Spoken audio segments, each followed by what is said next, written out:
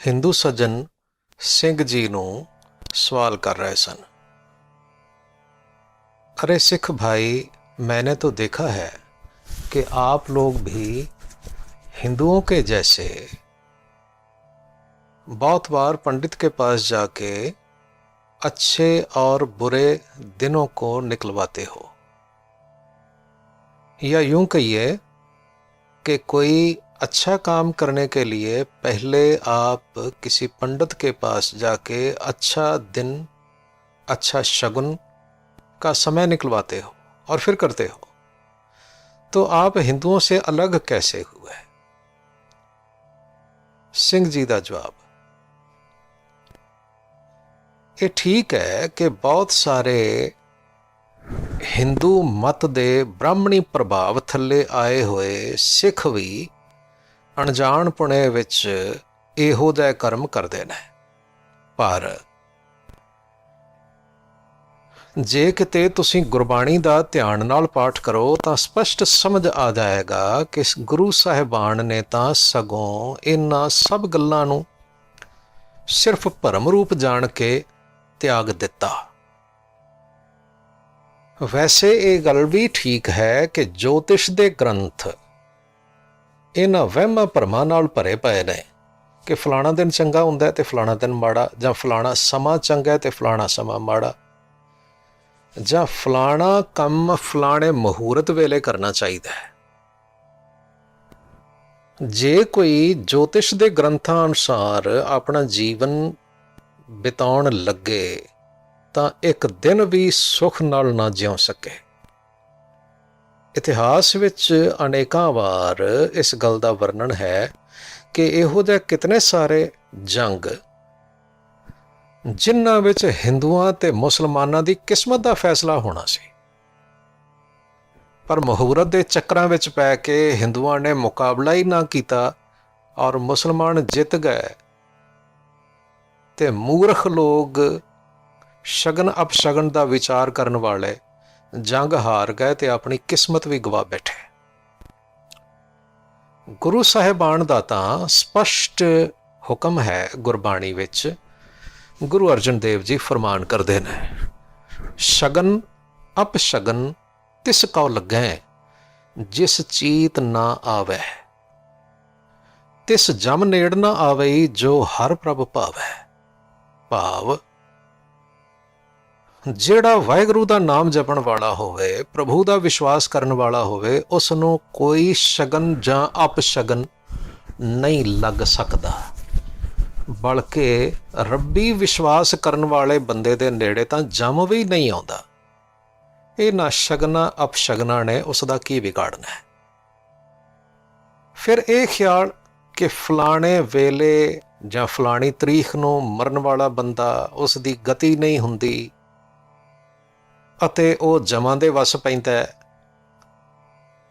ਗੁਰੂ ਸਾਹਿਬਾਨ ਨੇ ਇਹਨਾਂ ਗੱਲਾਂ ਨੂੰ ਵੀ ਕੇਵਲ ਬੇਕਾਰ, ਬਕਵਾਸ, ਭਰਮ ਰੂਪ ਜਾਣ ਕੇ ਇਹਨਾਂ ਤੋਂ ਬਚਣ ਦਾ ਹੁਕਮ ਕੀਤਾ। ਗੁਰੂ ਜੀ ਆਖਦੇ ਨੇ, ਥਿੱਤੀ ਵਾਰ ਤਾਂ ਜਾਂ ਸੱਚ ਰਾਤੇ, ਬਿਨ ਨਾਵੇਂ ਸਭ ਭਰਮੈ ਕਾਚੇ, ਮਨਮੁਖ ਮਰੈ ਮਰ ਬਿਗਤੀ ਜਾਹੇ, ਏਕ ਨਾ ਚੇਤੈ ਦੂਜੇ ਲੋ ਭਾਹੇ। ਭਾਵ ਇੱਕ ਅਕਾਲ ਪੁਰਖ ਵਾਹਿਗੁਰੂ ਨੂੰ ਛੱਡ ਕੇ ਜਿਹੜੇ ਹੋਰ ਦੇਵੀ ਦੇਵਤਿਆਂ ਦੇ ਚੱਕਰ ਵਿੱਚ ਪਏ ਰਹਿੰਦੇ ਨੇ, ਉਹ ਤੇ ਜ਼ਰੂਰ ਭੈੜੀ ਗਤੀ ਨੂੰ ਪ੍ਰਾਪਤ ਹੋਣਗੇ। ਭਾਵ ਉਹਨਾਂ ਦੀ ਗਤੀ ਨਹੀਂ ਹੋਣੀ, ਮਰ ਕੇ ਵੀ ਭਟਕਦੇ ਰਹਿਣਗੇ। ਪਰ ਜਿਹੜੇ ਵਾਹਿਗੁਰੂ ਦੇ ਪਿਆਰ ਵਿੱਚ ਆਪਣਾ ਜੀਵਨ ਬਿਤਾਉਂਦੇ ਨੇ, ਉਹ ਸਦਾ ਆਪਣਾ ਜੀਵਨ ਸਫਲ ਕਰਕੇ ਵਾਹਿਗੁਰੂ ਦੇ ਦਰ ਜਾ ਪਹੁੰਚਦੇ ਨੇ। ਸਤਿਗੁਰੂ ਪਾਤਸ਼ਾਹ ਨੇ ਗੁਰਬਾਣੀ ਵਿੱਚ ਬਾਰ-ਬਾਰ ਐਸੇ ਹੁਕਮ ਕਰਕੇ ਸਾਨੂੰ ਇਹਨਾਂ ਸਭ ਵਹਿਮ ਭਰੀਆਂ ਕਿਰਿਆਵਾਂ ਤੋਂ ਬਚਾ ਲਿਆ। ਵੈਸੇ ਵੀ ਭਲਾ ਦੱਸੋ, ਸਤਿਗੁਰੂ ਦਾ ਇੱਕ ਹੋਰ ਬਚਨ ਹੈ, ਮਰਨ ਨਾ ਮੂਰਤ ਪੁੱਛਿਆ, ਪੁੱਛੀ ਥਿਤ ਨਾ ਵਾਰ। ਜਨਮ ਲੈਣ ਲੱਗਿਆਂ ਕੋਈ ਮਹੂਰਤ ਪੁੱਛ ਕੇ ਜਾਂ ਪੰਡਤ ਕੋਲੋਂ ਪੋਥੀ ਕਢਵਾ ਕੇ ਨਹੀਂ ਜੰਮਦਾ।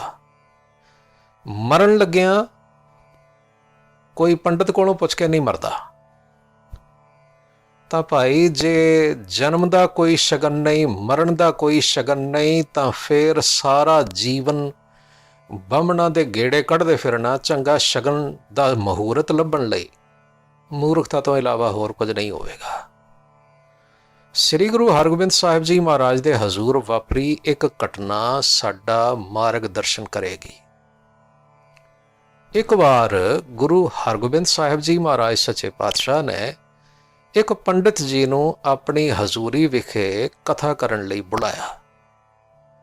ਵੈਸੇ ਇਹ ਗੱਲ ਵੀ ਬੜੀ ਹੈਰਾਨੀ ਵਾਲੀ ਹੈ ਕਿ ਜੇ ਸਤਿਗੁਰੂ ਨੇ ਕਥਾ ਹੀ ਸੁਣਨੀ ਸੀ ਤਾਂ ਗੁਰੂ ਦਰਬਾਰ ਵਿੱਚ ਕੀ ਕਥਾ ਕਰਨ ਵਾਲੇ ਸਿਆਣੇ ਸੂਝਵਾਨ ਸੱਜਣ ਮੌਜੂਦ ਨਹੀਂ ਸਨ? ਹੈ ਸਨ।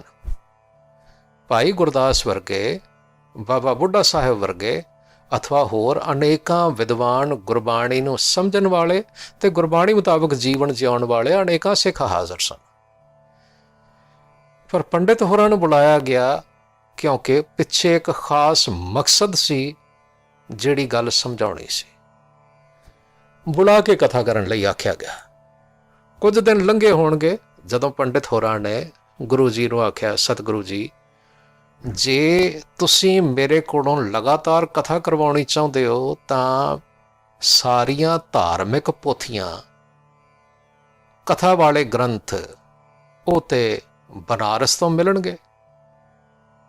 ਇਸ ਲਈ ਤੁਸੀਂ ਆਗਿਆ ਦਿਓ ਕਿ ਮੈਂ ਉਹ ਗ੍ਰੰਥ ਲੈ ਆਵਾਂ ਤੇ ਫਿਰ ਮੈਂ ਤੁਹਾਡੇ ਦਰ ਤੇ ਲਗਾਤਾਰ ਕਥਾ ਕਰਦਾ ਰਵਾਂਗਾ। ਸ੍ਰੀ ਗੁਰੂ ਹਰਗੋਬਿੰਦ ਸਾਹਿਬ ਜੀ ਮਹਾਰਾਜ ਸੱਚੇ ਪਾਤਸ਼ਾਹ ਨੇ ਉਸ ਨੂੰ ਆਗਿਆ ਦਿੱਤੀ ਤੇ ਆਖਿਆ, ਠੀਕ ਹੈ, ਜਾਓ ਗ੍ਰੰਥ ਲੈ ਆਓ। ਪੰਡਿਤ ਹੋਰਾਂ ਨੇ ਆਖਿਆ, ਮਹਾਰਾਜ ਰਸਤੇ ਦਾ ਖਰਚਾ ਤੇ ਦਿਓ। ਇਹ ਕਹਿ ਕੇ ਬਹੁਤ ਸਾਰੀ ਮਾਇਆ ਵੀ ਸਤਿਗੁਰੂ ਕੋਲੋਂ ਲੈ ਲਈ। ਹੁਣ ਬਨਾਰਸ ਨੂੰ ਜਾਣ ਲਈ ਪੰਡਿਤ ਹੋਰਾਂ ਨੇ ਸਭ ਤੋਂ ਪਹਿਲਾਂ ਆਪਣੀ ਪੱਤਰੀ ਫਰੋਲ ਕੇ ਚੰਗਾ ਜਿਹਾ ਮਹੂਰਤ, ਚੰਗਾ ਜਿਹਾ ਦਿਨ ਕੱਢਿਆ। ਦਿਨ ਕੱਢ ਕੇ ਸ਼੍ਰੀ ਗਣੇਸ਼ ਜੀ ਮਹਾਰਾਜ ਦੀ ਪੂਜਾ ਕਰਕੇ ਉਹ ਤੁਰਨ ਹੀ ਲੱਗੇ ਸਨ ਜਦੋਂ ਖੋਤਾ ਹੀਂਗ ਪਿਆ। ਖੋਤੇ ਦਾ ਹੀਂਗਣਾ ਸੁਣ ਕੇ ਪੰਡਿਤ ਹੋਰੀ ਉਸੇ ਵੇਲੇ ਆਪਣਾ ਸਮਾਨ ਸਮੇਟ ਕੇ ਘਰ ਵਾਪਸ ਆ ਗਏ। ਕੁਝ ਦਿਨ ਹੋਰ ਲੰਘੇ ਜਦੋਂ ਫੇਰ ਪੰਡਿਤ ਹੋਰਾਂ ਨੇ ਦੁਬਾਰਾ ਆਪਣੀ ਪੱਤਰੀ ਫਰੋਲ ਕੇ ਚੰਗਾ ਜਿਹਾ ਦਿਨ ਕੱਢਿਆ। ਸੋਹਣੇ ਮਹੂਰਤ ਤੇ ਸ਼੍ਰੀ ਗਣੇਸ਼ ਦੀ ਪੂਜਾ ਕਰਕੇ ਤੁਰਨ ਲੱਗੇ। ਹਾਲਾਂ ਘਰੋਂ ਬਾਹਰ ਹੀ ਨਿਕਲੇ ਸਨ ਜਦੋਂ ਸਾਹਮਣਿਓਂ ਬਿੱਲੀ ਰਸਤਾ ਕੱਟ ਗਈ। ਪੰਡਤ ਹੋਰੀ ਫਿਰ ਘਰ ਵਾਪਸ ਆ ਗਏ। ਤੀਸਰੀ ਵਾਰ ਫੇਰ ਉਹਨਾਂ ਨੇ ਪੱਤਰੀ ਫਰੋਲ ਕੇ ਚੰਗਾ ਜਿਹਾ ਦਿਨ ਕੱਢਿਆ। ਸ਼੍ਰੀ ਗਣੇਸ਼ ਜੀ ਮਹਾਰਾਜ ਦੀ ਪੂਜਾ ਕੀਤੀ, ਕਿਉਂਕਿ ਗਣੇਸ਼ ਦੀ ਪੂਜਾ, ਗਣੇਸ਼ ਨੂੰ ਮੰਗਲਕਾਰੀ ਦੇਵਤਾ ਮੰਨਦੇ ਨੇ, ਇਸ ਲਈ ਹਰ ਸ਼ੁਭ ਕੰਮ ਕਰਨ ਵੇਲੇ ਉਸ ਦੀ ਪੂਜਾ ਕਰਨੀ ਜ਼ਰੂਰੀ ਵਿਧਾਨ ਮੰਨਿਆ ਗਿਆ। ਖੈਰ ਪੰਡਿਤ ਹੋਰੀ ਤੀਸਰੀ ਵਾਰ ਵੀ ਜਿਸ ਵੇਲੇ ਗਣੇਸ਼ ਜੀ ਦੀ ਪੂਜਾ ਕਰਕੇ ਘਰੋਂ ਬਾਹਰ ਨਿਕਲੇ ਤਾਂ ਕਿਸੇ ਨੇ ਨਿਛ ਮਾਰ ਦਿੱਤੀ। ਪੰਡਿਤ ਹੋਰੀ ਇਸ ਅਪਸ਼ਗਨ ਤੋਂ ਘਬਰਾ ਕੇ ਫਿਰ ਘਰ ਵਾਪਸ ਆ ਗਏ।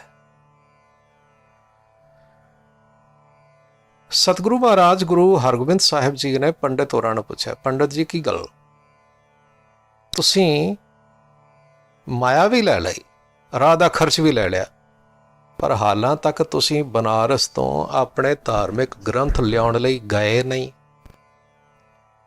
ਜਵਾਬ ਮਿਲਿਆ, ਸਤਿਗੁਰੂ ਜੀ ਮੈਂ ਕਿਵੇਂ ਜਾਵਾਂ, ਇਹ ਤਾਂ ਅਪਸ਼ਗਨ ਹੀ ਬਹੁਤ ਹੋ ਰਿਹਾ ਹੈ।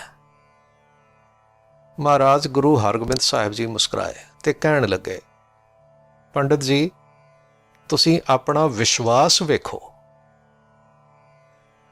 ਤੁਸੀਂ ਵਿਸ਼ਵਾਸ ਕਰਦੇ ਹੋ ਕਿ ਕਿਸੇ ਚੰਗੇ ਦਿਨ ਤੇ, ਸ਼ੁਭ ਦਿਨ ਤੇ, ਸ਼ੁਭ ਮਹੂਰਤ ਤੇ ਸਫ਼ਰ ਕਰਨਾ ਤੇ ਗਣੇਸ਼ ਦੀ ਪੂਜਾ ਕਰਕੇ ਜਾਣਾ, ਇਹ ਜ਼ਰੂਰ ਸਾਰਾ ਕੁਝ ਚੰਗਾ ਕਰਵਾ ਦੇਵੇਗਾ। ਪਰ ਸਤਿਗੁਰੂ ਹੱਸਦਿਆਂ ਹੋਇਆਂ ਆਖਣ ਲੱਗੇ, ਗਣੇਸ਼ ਹੋਰੀ ਤੁਹਾਨੂੰ ਲਿਜਾ ਨਹੀਂ ਸਕਦੇ ਤੇ ਕਿਸੇ ਗਧੇ ਦਾ ਹੀਂਗਣਾ ਤੁਹਾਨੂੰ ਵਾਪਸ ਘਰੇ ਲੈ ਆਉਂਦਾ। ਫਿਰ ਇਸ ਹਿਸਾਬ ਨਾਲ ਤਾਂ ਸਗੋਂ ਗਧਾ ਹੀ ਗਣੇਸ਼ ਜੀ ਮਹਾਰਾਜ ਨਾਲੋਂ ਵਧੇਰੇ ਤਾਕਤਵਰ ਹੋਇਆ? ਜਾਂ ਬਿੱਲੀ ਦਾ ਰਸਤਾ ਕੱਟਣਾ ਹੀ ਗਣੇਸ਼ ਨਾਲੋਂ ਵਧੇਰੇ ਤਾਕਤਵਰ ਹੈ? ਜਾਂ ਕਿਸੇ ਦਾ ਨਿੱਛ ਮਾਰਨਾ ਹੀ ਸ਼੍ਰੀ ਗਣੇਸ਼ ਜੀ ਮਹਾਰਾਜ ਤੋਂ ਵੱਧ ਤਾਕਤ ਰੱਖਦਾ ਹੈ? ਕਿ ਗਣੇਸ਼ ਹੋਰੀ ਪੂਜਾ ਕਰਕੇ ਵੀ ਤੁਹਾਨੂੰ ਲਿਜਾ ਨਹੀਂ ਸਕਦੇ, ਤੁਹਾਡੀ ਰੱਖਿਆ ਨਹੀਂ ਕਰ ਸਕਦੇ, ਤੇ ਕਿਸੇ ਬਿੱਲੀ ਦਾ ਰਸਤਾ ਕੱਟਣਾ, ਨਿੱਛ ਮਾਰਨਾ ਜਾਂ ਗਧੇ ਦਾ ਹੀਂਗਣਾ ਤੁਹਾਨੂੰ ਘਰੇ ਵਾਪਸ ਲੈ ਆਉਂਦਾ ਹੈ। ਸਤਿਗੁਰੂ ਜੀ ਨੇ ਉਸੇ ਵੇਲੇ ਪੰਡਿਤ ਹੋਰਾਂ ਨੂੰ ਸਮਝਾਉਣ ਲਈ ਇੱਕ ਕੌਤਕ ਕੀਤਾ। ਗੁਰੂ ਜੀ ਨੇ ਉਸੇ ਵੇਲੇ ਇੱਕ ਸਿੱਖ ਨੂੰ ਕੋਲ ਬੁਲਾਇਆ ਤੇ ਬੁਲਾ ਕੇ ਕਹਿਣ ਲੱਗੇ, ਸਿੱਖਾ ਜਲਦੀ ਨਾਲ ਜਾ, ਪੰਡਿਤ ਹੋਰਾਂ ਕੋਲੋਂ ਐਡਰੈਸ ਲੈ ਲੈ। ਕਹਿੰਦੇ ਨੇ ਉਸੇ ਵੇਲੇ ਸਿੱਖ ਨੇ ਗੁਰੂ ਜੀ ਨੂੰ ਮੱਥਾ ਟੇਕਿਆ ਤੇ ਸਤਿਬਚਨ ਕਹਿ ਕੇ ਬਨਾਰਸ ਦੇ ਰਸਤੇ ਵੱਲ ਨੂੰ ਤੁਰ ਪਿਆ। ਪੰਡਿਤ ਹੋਰੀ ਬੜੇ ਹੈਰਾਨ ਹੋਏ, ਕਹਿਣ ਲੱਗੇ, ਸਤਿਗੁਰੂ ਇਸ ਨੇ ਤਾਂ ਕੋਈ ਤੁਹਾਡੇ ਕੋਲੋਂ ਰਾਹ ਦਾ ਖਰਚ ਵੀ ਨਹੀਂ ਲਿਆ, ਕਿਵੇਂ ਸਫ਼ਰ ਕਰੇਗਾ? ਗੁਰੂ ਜੀ ਨੇ ਮੁੜ ਉਸ ਸਿੱਖ ਨੂੰ ਬੁਲਾ ਕੇ ਪੁੱਛਿਆ, ਭਾਈ ਸਿੱਖਾ ਇਸ ਪੰਡਿਤ ਹੋਰਾਂ ਦੀ ਪੁੱਛ ਦਾ ਜਵਾਬ ਦੇ। ਜਵਾਬ ਮਿਲਿਆ, ਸਤਿਗੁਰੂ ਜੀ ਮੈਂ ਤੁਹਾਡੇ ਚਰਨਾਂ ਤੇ ਨਮਸਕਾਰ ਕਰਕੇ ਤੁਹਾਡੀ ਆਗਿਆ ਮੁਤਾਬਕ ਚੱਲਿਆ, ਇਸ ਲਈ ਹਰ ਪ੍ਰਕਾਰ ਮੇਰੀ ਰੱਖਿਆ ਕਰਨੀ ਤੇ ਕਾਰਜ ਸਫਲ ਕਰਨੇ ਸਤਿਗੁਰੂ ਇਹ ਤੇ ਤੁਹਾਡੀ ਜ਼ਿੰਮੇਵਾਰੀ ਹੈ। ਕਿਉਂਕਿ ਮੈਨੂੰ ਹਰ ਵੇਲੇ ਪ੍ਰਤੀਤ ਹੁੰਦਾ ਹੈ ਗੁਰ ਮੇਰਾ ਸੰਗ ਸਦਾ ਹੈ ਨਾਲੇ, ਫਿਰ ਮੈਂ ਕਿਉਂ ਘਬਰਾਵਾਂ? ਜਦੋਂ ਗੁਰੂ ਮੇਰੇ ਅੰਗ ਸੰਗ ਹੈ ਸਾਰੇ ਕਾਰਜ ਆਪੇ ਹੀ ਸੌਰ ਜਾਣਗੇ। ਕਹਿਣ ਤੋਂ ਭਾਵ ਇਹ, ਗੁਰੂ ਸਾਹਿਬਾਨ ਨੇ ਬਾਣੀ ਵਿੱਚ, ਇਤਿਹਾਸ ਵਿੱਚ ਸਾਨੂੰ ਬਾਰ-ਬਾਰ ਇਹਨਾਂ ਸਭ ਬੇਕਾਰ ਦੀਆਂ ਅੰਧਕਾਰਮਈ ਸ਼ਗਨ ਅਪਸ਼ਗਨ, ਵਾਰ ਥਿਤੀ ਆਦਿਕ ਦੇ ਵਹਿਮ ਭਰਮ ਤੋਂ ਬਚ ਕੇ ਜੀਵਨ ਜਿਉਣ ਦਾ ਉਪਦੇਸ਼ ਕੀਤਾ।